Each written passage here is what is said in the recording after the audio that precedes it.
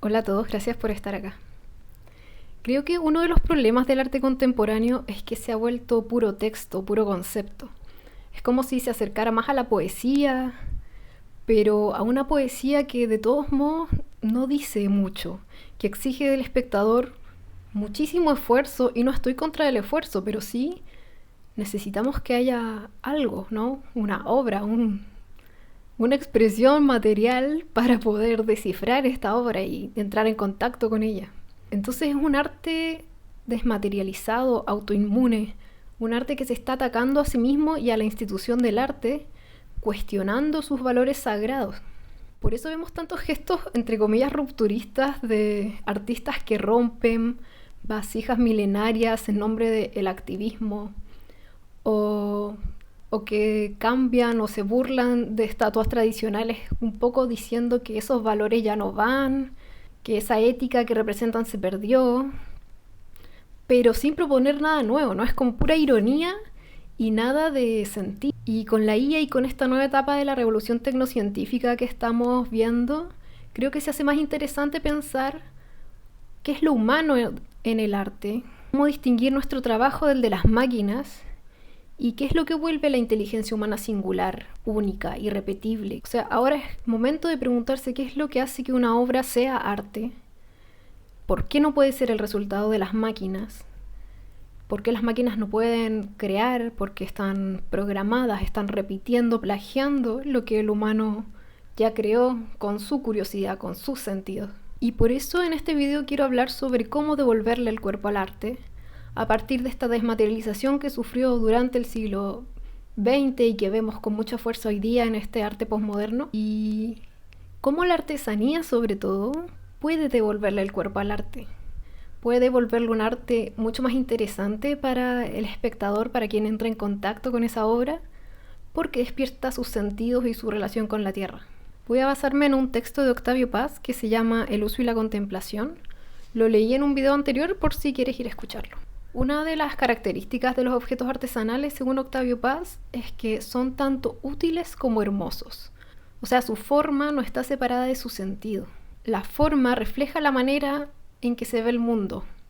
O sea, la estética refleja, la cosmovisión representa a toda una comunidad. Entonces el objeto no está separado de una concepción sagrada del mundo.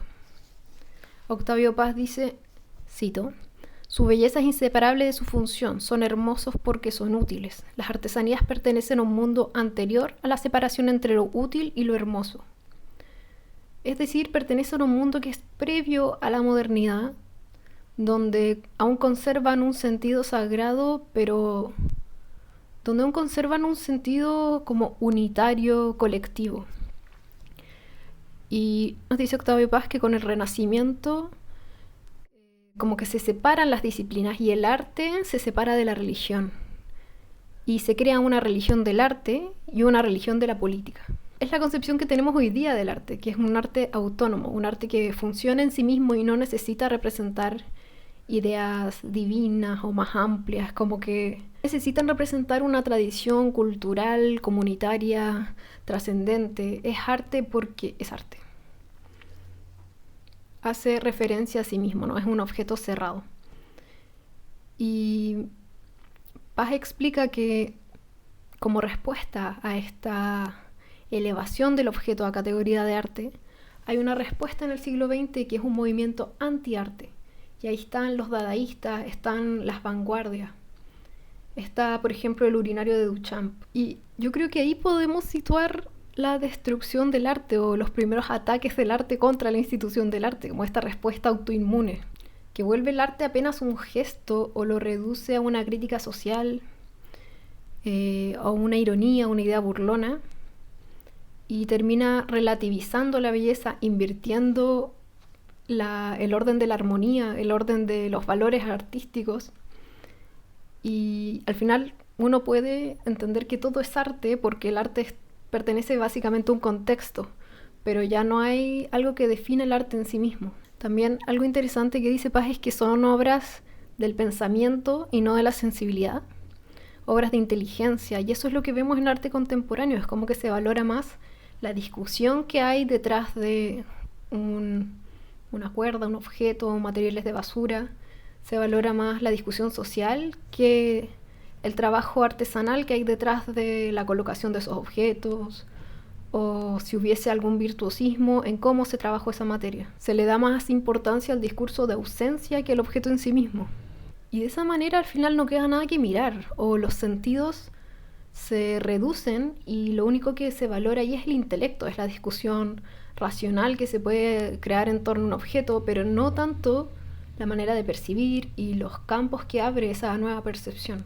Con la industrialización los objetos terminan por perder la belleza o ese valor que se le daba a que fuesen tanto útiles como hermosos. Dice Octavio Paz, la simplificación de la forma se traduce en esta fórmula. Al máximo de rendimiento corresponde el mínimo de presencia. Y allí uno puede pensar que en el modernismo, como a mitad del siglo XX, por ejemplo con la Bauhaus, se producen objetos que están ahí como al límite, como que son hermosos y funcionales, como que se han reducido lo más posible los adornos, no hay excesos, no hay barroquismo. Es como lo más simple, funcional, limpio, minimalista diríamos hoy día. Y creo que cuando nuestro principal valor es la utilidad, como que nuestras experiencias, de nuevo, se minimizan. Como que nuestro contacto con los objetos se vuelve mucho más transaccional, veloz. Y es como si nuestros sentidos se volvieran una carga. Es como que se entiende que quizás estamos tan sobreestimulados que solo queremos lo más simple en nuestra casa, como que no queremos llenarnos de objetos. Pero tal vez es porque hemos perdido el gusto por apreciar las cosas raras y bonitas y sobrecargadas. Me recuerda a la pandemia cuando se cerraron los accesos a los parques, a las plazas, a las librerías, como que todo este comercio de, entre comillas, lo inútil se minimizó lo más posible. Y ese fue como un movimiento para reducir los sentidos humanos. Y eso es también lo que pasa con este aumento de objetos industriales, como que se pone en valor solamente lo estrictamente útil, dejando de lado lo importante como este valor básico que es lo que nos hace humanos, que es los sentidos, la sensibilidad. Entonces lo interesante de la artesanía es que, como dice Octavio Paz, se complace en los adornos, se complace en lo inútil, como que satisface esa necesidad de lo sensible, que es que los humanos necesitamos conectar afectivamente con nuestro entorno, con los objetos, con otras personas, necesitamos contactarnos. Ahí está lo interesante de la artesanía, que en su factura, en las huellas que tiene, dice como que está cargada de un simbolismo que uno puede leer no solo intelectualmente, también sensorialmente. Octavio Paz dice, el objeto artesanal satisface una necesidad no menos imperiosa que la sed y el hambre, la necesidad de recrearnos con las cosas que vemos y tocamos, cualesquiera que sean sus usos diarios.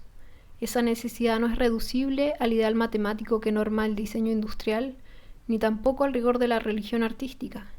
El placer que nos da la artesanía brota de una doble transgresión, el culto a la utilidad y a la religión del arte. La primacía de lo útil o de esta razón instrumental amputa nuestros órganos de la percepción y nuestra búsqueda de belleza y sentido. No nos damos cuenta de que al haber tantos objetos plásticos, artificiales, perdemos el desarrollo de nuestros sentidos. Y al aceptar convivir con objetos feos, mal hechos,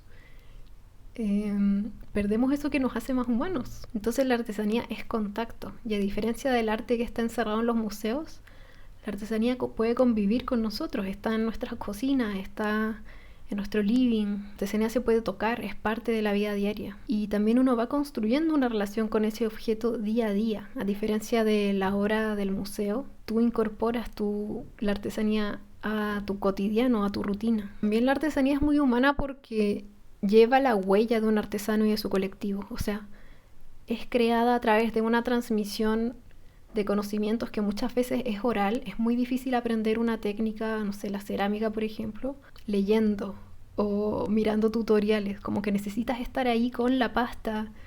Es súper útil estar con un maestro, mirar cómo trabaja, aprender como todos estos millones de detalles que uno solo puede, como que los puedes aprender, como acordarte de la técnica, pero otra cosa es incorporarlo a tu manera de trabajar, y eso se hace estando con la obra día a día, con la materia, trabajándolo, como entrenando tus manos y todo tu cuerpo a que se contacten con esta materia. La artesanía recoge toda la historia de la técnica de un territorio y también la historia personal de quien trabaja esta pieza. Otra cosa que dice Octavio Paz es que la artesanía nos hace participar creativamente de su imaginario y las tradiciones, porque como que uno proyecta sus historias a la pieza. Uno va creando pequeños escenarios en la casa para que esa pieza se luzca. Te pone a ti a inventar todo un entorno en el que esta pieza puede existir. Y es como, no sé, ponerle flores a un florero. Es tan simple como eso. Es como crear estos pequeños lugares donde la pieza se mueve, convive con tus otras cositas. Entonces despierta nuestro sentido de inventiva, nuestra creatividad. Luego Octavio Paz nos dice que la artesanía es una manera de vivir y de morir, y que nos enseña una manera de habitar el tiempo. Y creo que eso es porque, a diferencia del arte contemporáneo, que tiene esta exigencia de impactar por la novedad, o por ser transgresora, o por estar innovando de alguna manera, la artesanía puede repetirse, puede traer, actualizar los conocimientos súper antiguos al presente, y no por eso es como anticuada o pasada de moda, como que no importa mucho la idea de moda en cuanto a la artesanía. Octavio Paz dice: el artesano no quiere vencer al tiempo, sino unirse a su fluir. Esto también tiene que ver con que si una pieza de artesanía se rompe, tú por un lado puedes repararla, puedes intentar recuperarla, cosa que sería mucho más difícil con una obra de arte, con una pieza única de arte, como que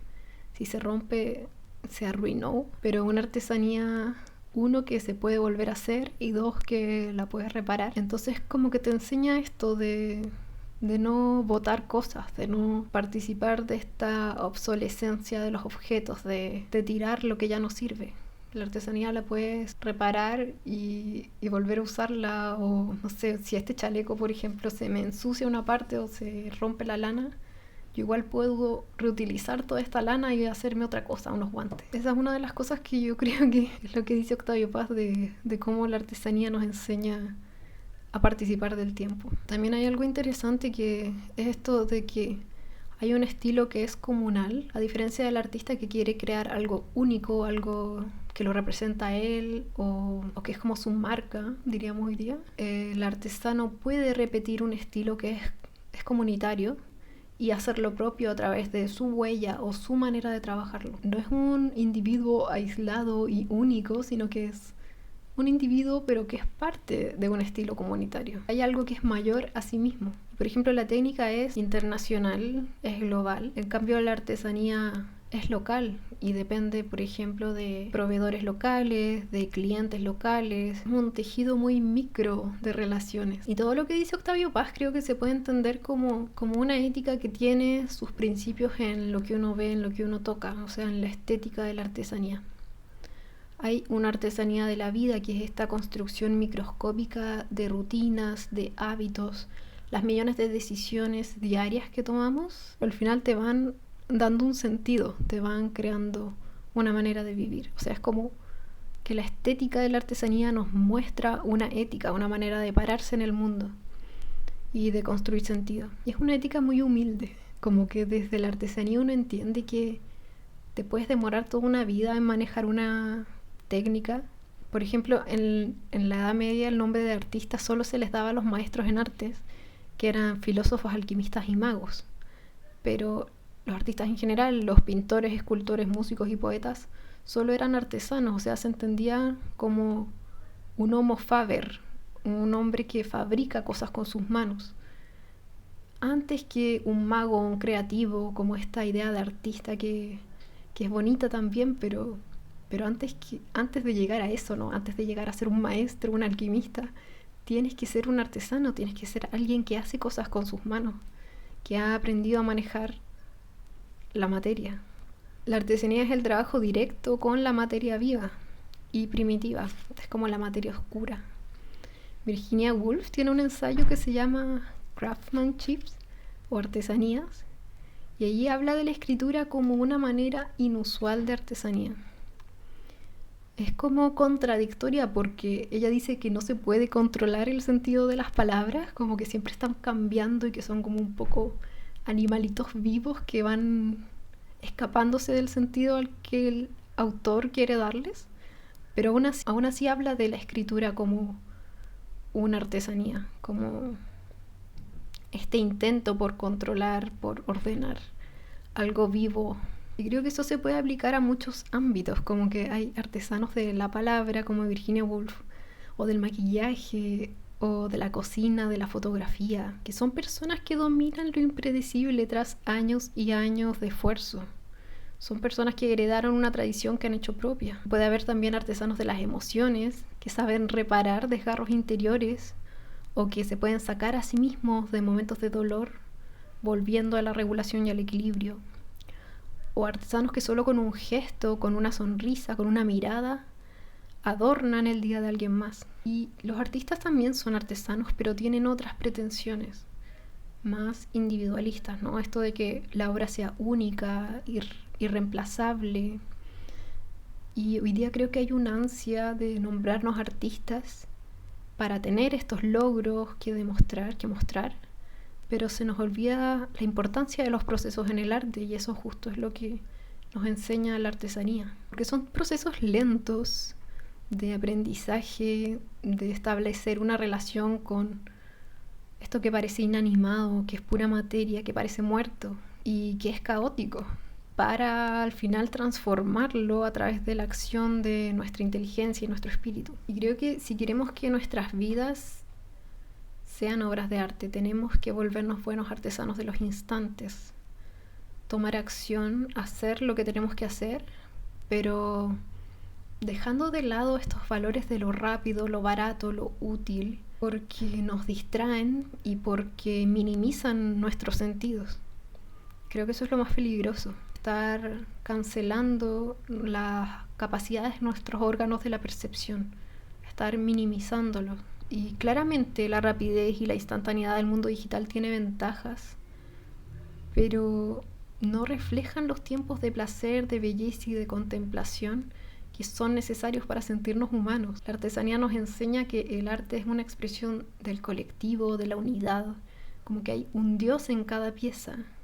Y hay una tradición de la belleza que ha investigado las formas de acceder a esa unidad. Como artesanos creo que nuestro trabajo es traer esas verdades sutiles a nuestro territorio, a nuestro entorno. Así que bueno, los invito a volvernos mejores artesanos antes que artistas, a revalorar los tiempos lentos y la paciencia y la curiosidad que hay que tener para abrir nuestros sentidos a la materia y para dejar que penetre nuestra inteligencia en nuestras decisiones cotidianas, en todos los ámbitos de nuestra vida y sobre todo en nuestro trabajo, que es el arte.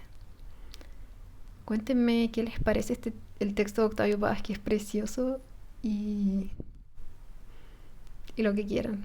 Y les mando un abrazo grande, que estén muy bien. Nos vemos en otro video.